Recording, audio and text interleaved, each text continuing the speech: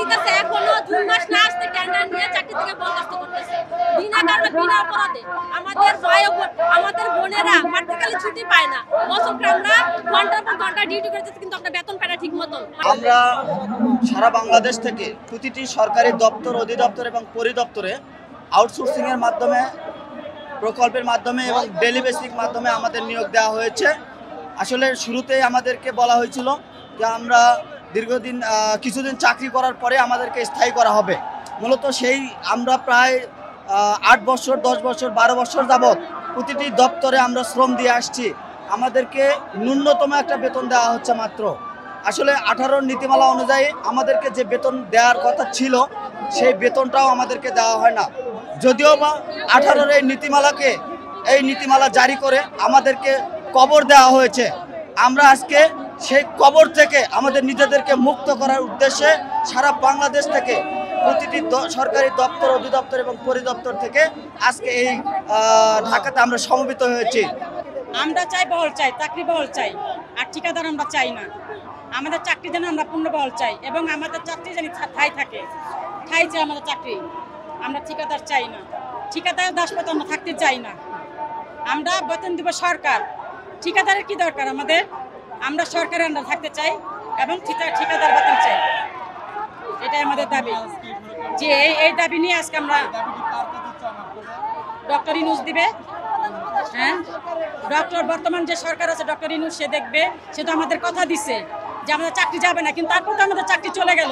প্রধান উপদেষ্টার কাছে আমাদের একটাই অনুরোধ, একটাই দাবি, আমাদের যারা স্ব প্রতিষ্ঠান থেকে যারা আসছে তাদেরকে স্ব প্রতিষ্ঠানেই চাকরি স্থায়ীকরণের জন্য তার কাছেও আকুল আবেদন। আমরা এই বিগত 16 বছরে আমরা যে নির্যাতিত হয়ে আসছি, আমাদের বেতন নাই, ভাতা নেই, আমাদের চিকিৎসা ভাতা নেই, আমাদের ঝুঁকি ভাতা নেই, আমাদের কিছু নেই।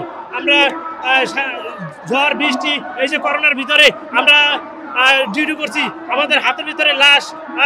আমরা করোনার ভিতরে যারা পজিটিভ হয়েছে তাদেরকে নিয়ে আমরা দাপন করছি।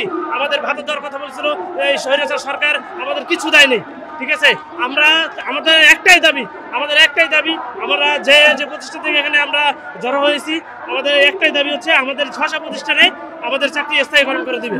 আমরা প্রধান উপদেষ্টার কাছে আমরা সবাই হাত জোর করে অনুরোধ করেছি যে আমাদের দিকে একটু বিবেচনা করে, হ্যাঁ, আমাদের এই আউটসোর্সিং প্রথা বাতিল করে আমাদের স্ব প্রতিষ্ঠানে আমাদের চাকরি স্থায়ীকরণ করার জন্য তার কাছে আবেদন করে জানাচ্ছি। আমাদের দাবি একটাই, চাকরি স্থায়ীকরণ। আমরা কোনো দালাল, কোনো ঠিকাদারের মাধ্যমে থাকতে চাই না, আমরা প্রতিষ্ঠানের মাধ্যমে থাকতে চাই।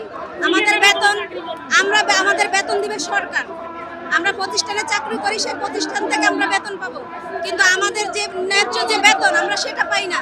একটা ঈদ উপলক্ষে আমাদের যে বোনাস, সে বোনাসটা পর্যন্ত আমরা পাই না, একটা ভাতা পাই না, আমাদের একটা মাতৃকালীন ছুটি নাই, আমাদের একটা যে আমরা অসুস্থ হব, অসুস্থর জন্য আমরা একটা ছুটি নিতে গেলে আমাদের ছুটি দেয় না। আমরা কোনো কিছু তাদেরকে বলতে গেলে তারা আমাদেরকে বলে তোমাদের চাকরি নেই, তোমরা চাকরি থেকে বের হয়ে যায়, আমাদের চাকরি খাওয়ার হুমকি দেয়। আমাদের অনেক ভাই বোনের অলরেডি চাকরি চলে গেছে, আজ 3 মাস হচ্ছে আমরা চাকরি পাই না, বেতন পাই না। কিভাবে আমাদের এই সংসার চলে, কিভাবে আমাদের পেমেন্ট চলে? আমরা এই স্বাধীন বাংলা আমরা কেন বৈষম্যের শিকার হব? এই জন্য আজ আমরা রাজপথে, আমরা আরো 2 বার এবারে রাজপথে নামছি।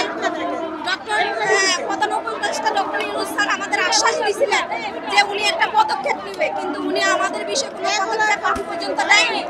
এইভাবে উনি এই বিষয়টা উনি কোনোভাবে দেখেন নাই, তাই আজ আমরা দেয়ালে পিঠ থেকে গেছে। ভাই, আমরা আমাদের একটাই দাবি, আমরা স্থায়ীকরণ চাই।